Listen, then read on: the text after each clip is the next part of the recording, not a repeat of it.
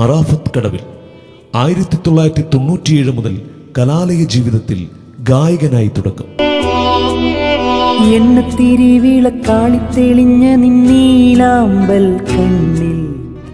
അതിനുശേഷം Cochin golden hits എന്ന music ട്രൂപ്പിന് തുടക്കം കുറിച്ചു.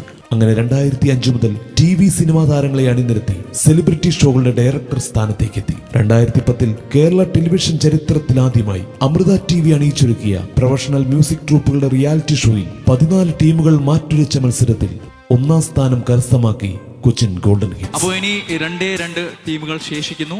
ഇതിൽ ആരായിരിക്കും ജേതാവ് എന്നാണ് അടുത്തതായി നിങ്ങൾ അറിയാൻ പോണ. റിസൾട്ട്സ് അറിയിക്കുന്നത് MS Viswanathan sir.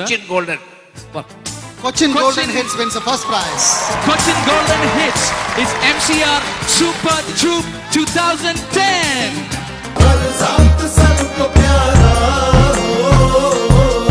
പലദേശം പലവേഷം.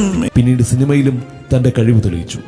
CID Moosa, അമ്മച്ചിക്കുട്ടിലെ Pranayakalam, Martin, face off, Hadiya എന്നീ സിനിമകളിൽ താൻ ശ്രദ്ധേയമായ വേഷങ്ങൾ ചെയ്തു. 2020 പുറത്തിറങ്ങിയ കൊലപാതക രാഷ്ട്രീയത്തിന്റെ കഥ പറഞ്ഞ സൈനു ചാവക്കാടൻ സംവിധാനം ചെയ്ത ആൾക്കൂട്ടത്തിലൊരുവൻ എന്ന സിനിമയിൽ കൊട്ടേഷൻ ഗുണ്ടയായ സാജു എന്ന കഥാപാത്രത്തിലൂടെ പ്രേക്ഷക ഹൃദയങ്ങളിൽ ഇടം പിടിച്ചു.